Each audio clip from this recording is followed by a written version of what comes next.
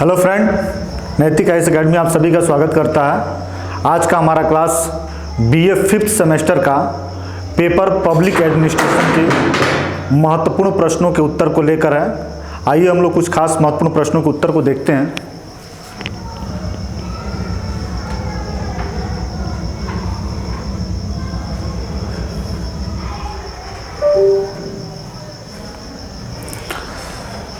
पहला प्रश्न है, 19वीं शताब्दी में राज्य का कार्यक्षेत्र सीमित था। जो 19वीं शताब्दी है उसमें राज्य का कार्यक्षेत्र सीमित था। क्या क्या मतलब है? पुलिस राज्य माना जाता था, समाजवादी राज्य माना जाता था, जन कल्याणकारी राज्य माना जाता था, लोकतांत्रिक राज्य माना जाता था। तो राज्य का कार्यक्षेत्र सीमित था, इसका मतलब यह था कि उस समय राज्य को पुलिस राज्य माना जाता था। पुलिस राज्य का मतलब ये होता है कि राज्य का संबंध केवल अपनी राजनीतिक सीमाओं और राजनीतिक सीमाओं में रहने वाले नागरिकों की सुरक्षा से संबंधित था। तो राज्य का कार्यक्षेत्र बिल्कुल सीमित था, उसका कार्य केवल रक्षा करना और सुरक्षा करना था। इसलिए 19वीं शताब्दी में जो राज्य का कार्यक्षेत्र सीमित था, इसका मुख्य कारण यही था कि पुलिस राज्य की अवधारणा थी। केवल राज्य सुरक्षा का काम करेगा, बाकी सारा काम को और काम नहीं करेगा। यदि वह समाजवादी कार्य को करता तो उसका कार्यक्षेत्र बड़ा हो जाता, जन कल्याणकारी कार्य को करता तो उसका कार्यक्षेत्र बड़ा हो जाता, लोकतंत्रात्मक राज्य माना जाता तो भी उसका कार्य क्या हो जाता, बड़ा हो जाता। तो पुलिस राज्य की अवधारणा में केवल राज्य का कार्य सुरक्षा से संबंधित है, इसलिए इसके कार्यक्षेत्र क्या थे, काफी सीमित थे, काफी छोटे थे।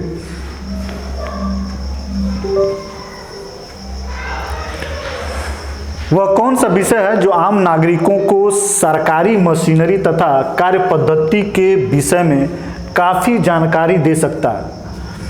आम नागरिकों को सरकारी मशीनरी तथा कार्यक्षेत्र के विषय में काफी जानकारी देने वाला विषय कौन हो सकता है?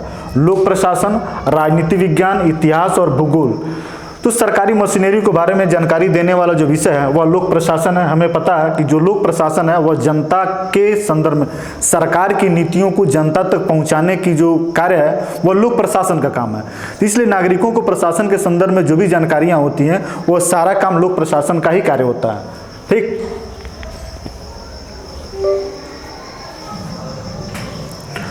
विकासशील देशों में योजनाबद्ध विकास। विकासशील जो भी देश होते हैं, जो विकासशील देश होते हैं, उसमें योजनाबद्ध विकास और सामाजिक परिवर्तन का प्रमुख वाहक कौन होता है? तो जो भी विकासशील देश होते हैं उसमें आर्थिक विकास हो, सामाजिक विकास हो, कोई राजनीतिक परिवर्तन हो, इन सारे कार्यों की जो जिम्मेदारी होती है वह टोटल के टोटल लोक प्रशासन पे होती है। लोक प्रशासक, जो लोक प्रशासक होते हैं वो सरकार की नीतियों को कुशलता पूर्वक लागू करते हैं और सरकार यह चाहती है कि वो अपने नागरिकों की सामाजिक, आर्थिक, राजनीतिक उत्थान कराए और इस उत्थान में वह बहुत सारी नीतियां, नियम और कानून बनाते हैं और इन नियमों और कानूनों से रूबरू कराना, जनता से रूबरू कराना, यह काम किसका होता है? लोक प्रशासन का होता है। तो विकासशील देश में जितने भी योजनाबद्ध कार्य होते हैं या सामाजिक परिवर्तन का कार्य होता है उसका टोटल का टोटल जिम्मेदारी जो होता है वो लोक प्रशासन पे होता है।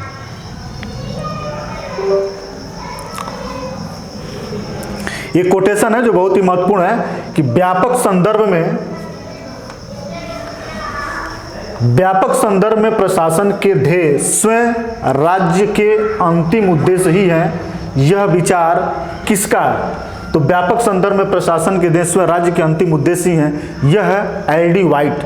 वाइट का मतलब बड़ा और व्यापक संदर्भ भी दिया हुआ, तो इसी से दोनों का संबंध को मैच करा के कहा जाएगा कि स्टेटमेंट जो है एल.डी. वाइट का है। ठीक है, जैसे हमें व्यापक प्रशासन के संदर्भ में व्यापक संबंधी कोई बात या शब्द आता है तो इसका मतलब कहीं ना कहीं उसका उत्तर जो है एल.डी. वाइट होगा।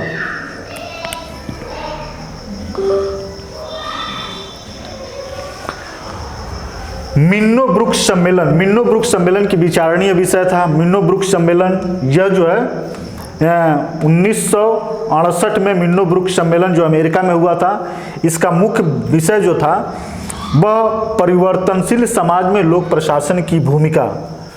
परिवर्तनशील समाज में लोक प्रशासन की भूमिका। चूंकि लोक प्रशासन एक नवीन विषय था और विषय क्षेत्र को लेकर काफ़ी विद्वानों में मतभेद और असमंजस पड़ी हुई थी, इसी असमंजस को दूर करने के लिए 1968 में अमेरिका में मिन्नो ब्रुक सम्मेलन हुआ, जो बदलती हुई सामाजिक परिस्थितियां और परिवर्तन के दौर में लोक प्रशासन की भूमिका क्या होगी, लोक प्रशासन का मुख्य विषय क्या होगा, इन्हीं विषयों पर चर्चा के लिए मिन्नो ब्रुक सम्मेलन 1968 में किया गया। ठीक है, जिसका मुख्य विषय था परिवर्तन समाज में लोक प्रशासन की भूमिका।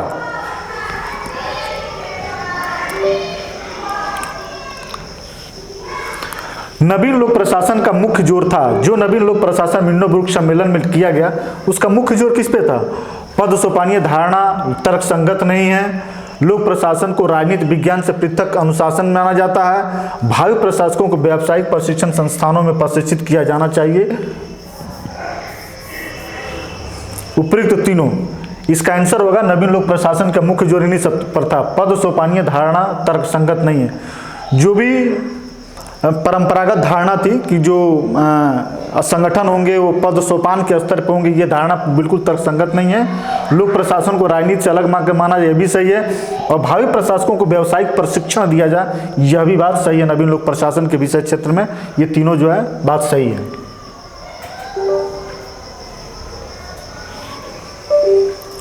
नवीन लोक प्रशासन की प्रमुख प्रवृत्ति है, नवीन लोक प्रशासन की प्रमुख प्रवृत्ति क्या है?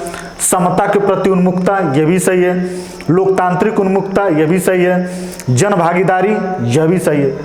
मिन्नोब्रुक सम्मेलन जो 1968 में हुआ, जहां लोक प्रशासन की भूमिका के संदर्भ में चर्चा हुई, उस पर यह तय किया गया कि जो बदलती हुई सामाजिक परिवेश और परिस्थितियां हैं, उसके अनुरूप लोक प्रशासन के विषय को निर्धारित किया जाए। उसमें यह देखा गया कि जो समाज है, विविधतापूर्ण समाज है, उस विविधतापूर्ण समाज को समतापूर्ण समाज में परिवर्तन किया जाए, तो समता के प्रति उन्मुखता लाया जाए। और हर देश जो राजतंत्र से लोकतंत्र की तरफ बढ़ रहा था, लोकतंत्र का प्रचार और प्रसार हो रहा था, उसी लोकतंत्र में लोक प्रशासन की भूमिका क्या होगी, उसके तरफ भी जोर दिया गया। और लोकतंत्र और जनता की बढ़ती हुई शिक्षा और उनकी आर्थिक उत्थान जो शासन में भागीदारी के रूप में मिल रही थी, अब लोक प्रशासन को भी इस पर विचार करने पर जोर दिया गया कि जनता की भागीदारी कैसे हो, इस पर भी बल दिया जाए। तो इसका आंसर जो है तीनों होगा। ठीक, इसका आंसर तीनों होगा।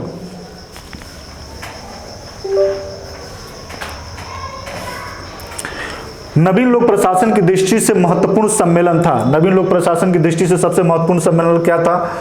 फिलाडेल्फिया सम्मेलन। यह जो है अमेरिका के फिलाडेल्फिया सम्मेलन में ये नवीन लोक प्रशासन, जैसे मिन्नोब्रुक सम्मेलन उसी तरह फिलाडेल्फिया सम्मेलन जो था, यह नवीन लोक प्रशासन के विषय को निर्धारित करने में महत्वपूर्ण भूमिका है, बाकी सब नहीं है। ये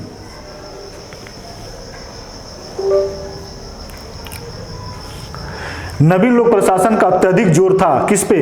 कार्यकुशलता पे, उत्तरदायित्व पे, मूल्य निरपेक्ष पे, सामाजिक समता पे। तो जो नवीन लोक प्रशासन का जो मुख्य जोर था वह था सामाजिक समता। यह जो था सामाजिक समता, भी हम लोग पिछले 2-3 क्वेश्चन के पीछे हम लोग पढ़े थे कि समता मूलक समाज भी नवीन लोक प्रशासन का एक महत्वपूर्ण विषय था। ये सामाजिक समानता जो है, इसका नवीन लोक प्रशासन का अत्यधिक जोर इन्हीं पर था। मूल्य निरपेक्षता पे नहीं था। मूल्य निरपेक्षता परंपरागत या पुराने लोक प्रशासन का विषय था, लेकिन नवीन लोक प्रशासन में मूल्य को स्थान दिया गया। बिना मूल्य का लोक प्रशासन जीवित नहीं रह सकता, ये धारणा पूरी तरीके से स्पष्ट हो गई थी। ठीक है,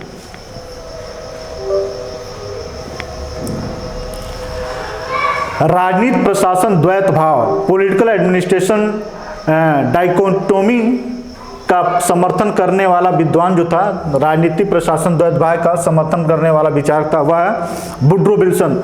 वुड्रो विल्सन को ही लोक प्रशासन का जन्मदाता माना जाता है। इन्होंने पहला ऐसे विचारक हैं जिन्होंने माना कि राजनीति शास्त्र में लोक प्रशासन का अध्ययन नहीं होना चाहिए। पहले क्या होता था कि लोक प्रशासन का अध्ययन राजनीति शास्त्र विषय के अंतर्गत होता था। इन्होंने प्रथम ऐसे विचारक हैं जिन्होंने पहली बार यह महसूस किया कि लोक प्रशासन एक अलग विषय है जिसको राजनीति शास्त्र से अलग रखना चाहिए।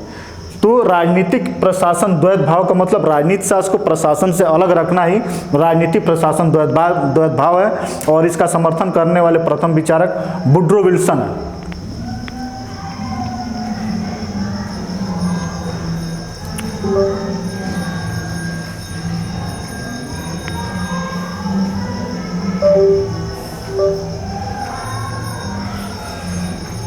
प्रशासन राजनीति के विषय क्षेत्र के बाहर है और प्रशासकीय समस्याएं राजनीतिक समस्याएं नहीं होती हैं। यह विचार किसका है? प्रशासन राजनीति के विषय क्षेत्र से बाहर है, क्योंकि यहाँ ये बता रहा है कोटेशन कि प्रशासन और राजनीति शास्त्र बिल्कुल अलग अलग है। यह बात हम लोग पहले ही देख लिए कि इस बात को कहने वाला कि जो राजनीति शास्त्र है, जो लोक प्रशासन है, वह राजनीति शास्त्र विषय के अंतर्गत नहीं आता है। राजनीति प्रशासन द्वैतभाव यह विचार रखने वाले प्रथम विचारक हैं वुड्रो विल्सन। इसी बात को इस कोटेशन के रूप में स्पष्ट किया गया कि प्रशासन राजनीति के विषय क्षेत्र के बाहर है और प्रशासकीय जो समस्याएं हैं ये राजनीतिक समस्याएं नहीं होती हैं। मतलब प्रशासन राजनीतिक द्वैतभाव की अवधारणा वुड्रो विल्सन ने दिया था।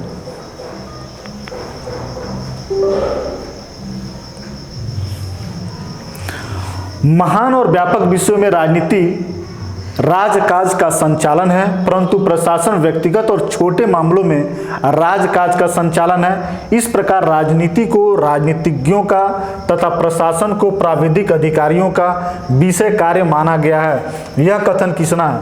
इतना बड़ा कोटेशन जो है ब्लंसली का है। जैसे इतना बड़ा कोटेशन आपको राजनीति प्रशासन के अलग अलग धारणा के संदर्भ में है, तो मान लीजिएगा कि वो ब्लंसली नहीं किया।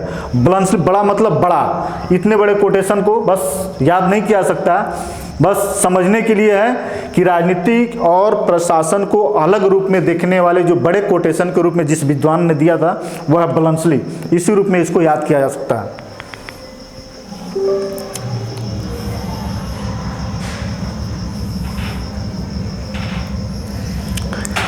राजनीति प्रशासन द्वैत भाव का समर्थन करने वाले विद्वान राजनीति और प्रशासन की द्वैत भाव वुड्रो विल्सन प्रथम विचारक। इनके साथ और कौन से थे? तो गुडनाउ है, गुडनाउ और वुड्रो विल्सन, ये दो विचारक ऐसे हैं जो राजनीति शास्त्र और लोक प्रशासन को एक अलग अलग विषय के रूप माने हैं। राजनीति और प्रशासन द्वैत भाव का कॉन्सेप्ट जो है गुडनाउ और वुड्रो विल्सन ने दिया था।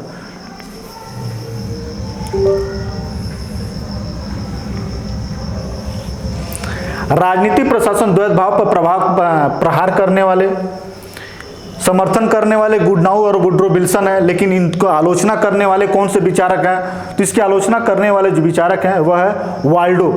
वाल्डो एक ऐसा विचारक है जिसने माना था कि जो लोक प्रशासन है वह राजनीति शास्त्र अलग नहीं किया जा सकता। राजनीति शास्त्र और लोक प्रशासन एक दूसरे से संबंधित है, अलग अलग करके नहीं देखा जा सकता है, ये वाल्डो ने कहा था। ठीक, अगला प्रश्न, दी एडमिनिस्ट्रेटिव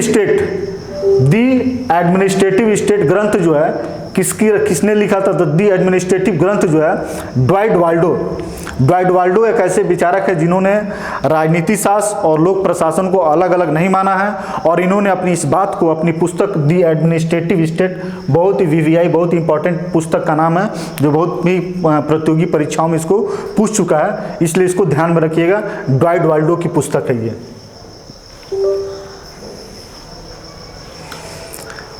राजनीति प्रशासन द्वैतवाद की परंपरागत विचारधारा पर प्रहार करने वाले विचारक हैं।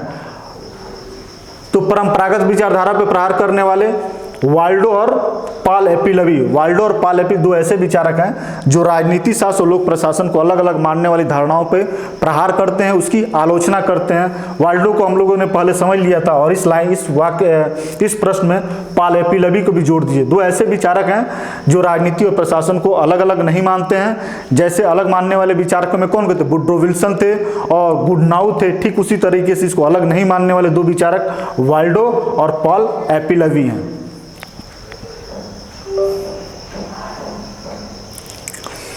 नीति का निर्माण ही लोक प्रशासन है। नीति का निर्माण क्या है? यही लोक प्रशासन है। नीति का निर्माण ही लोक प्रशासन है, यह है पॉल एपिलवी। देखिए, नीति का निर्माण करने का काम राजनीति का काम है। राजनीति जो करती है वह नीति का निर्माण करती है, और प्रशासन जो है नीति का क्रियान्वयन करता है। तो नीति के निर्माण और क्रियान्वयन के आधार पे वुड्रो विल्सन और गुडनाउ ने इन दोनों में अलग अलग अंतर किया था। लेकिन पॉल एपिलवी और वाल्डो ने कहा था कि राजनीति और लोक प्रशासन अलग अलग नहीं है, बल्कि लोक प्रशासन ही नीति का निर्माण करता है, क्रियान्वयन ही नहीं बल्कि नीति का निर्माण भी करता है। इसलिए लोक प्रशासन और राजनीति में कोई अंतर नहीं है, ये पॉल एपिलवी ने कहा है। तो नीति का निर्माण कौन करता है? लोक प्रशासन करता है, ऐसा मानना पॉल एपिलवी का विचार है।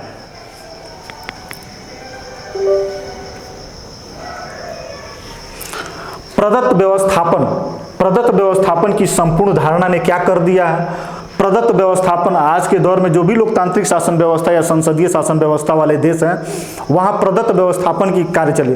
प्रदत्त व्यवस्थापन उसको कहते हैं जिसमें कानून निर्माण करने की शक्ति जिस संस्था को दी गई रहती है, वह संस्था इस शक्ति का प्रयोग न करके बल्कि किसी दूसरे संस्था को दे देती है।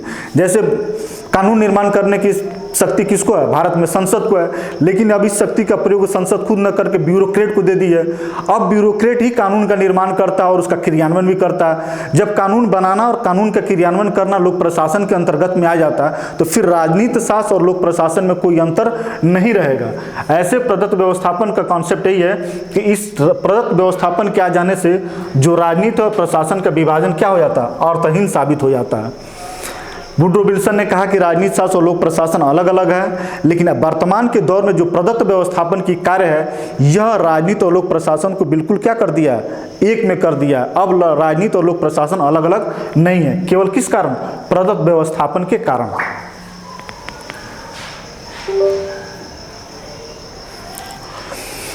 लूथर गुलिक ने संगठन में कार्य विभाजन का आधार बनाया।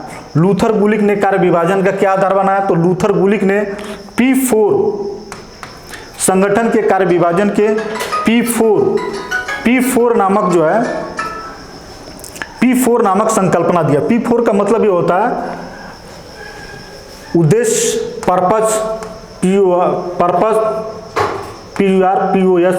पर्पस, प्रोसेस, पर्सन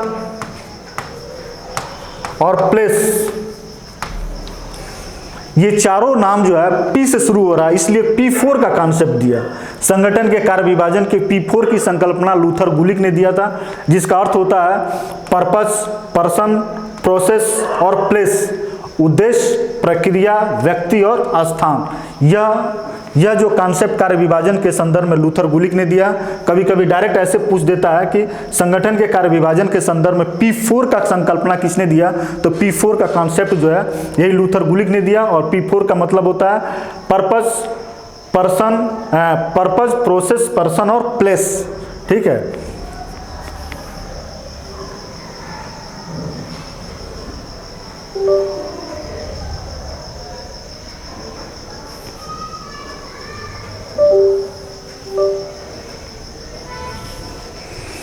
महिला कल्याण तथा बाल विकास विभाग। महिला कल्याण तथा बाल विकास विभाग का निर्माण का आधार क्या है? तो महिला कल्याण और बाल विकास विभाग के निर्माण का आधार उद्देश्य पे आधारित है? नहीं। किसी भी संगठन के कार्य विभाजन के P4 का जो सिद्धांत लूथर गुलिक ने दिया था उसका एक आधार है। अब इस विभाग को बनाने का मुख्य कारण क्या उद्देश्य है? नहीं है। प्रक्रिया पर आधारित है? नहीं है। व्यक्तियों पर आधारित है? तो है। स्थान पर आधारित है? तो नहीं है। अब व्यक्तियों पर आधारित कैसे है? महिला कल्याण तथा बाल विकास विभाग का महत्वपूर्ण उद्देश्य है महिला का और बच्चे के विकास को लेकर। तो महिला और बच्चे क्या है? ये व्यक्ति हैं। ठीक है। और इस विभाग का मुख्य उद्देश्य इन्हीं महिलाओं और बच्चों के विकास और उत्थान को लेकर।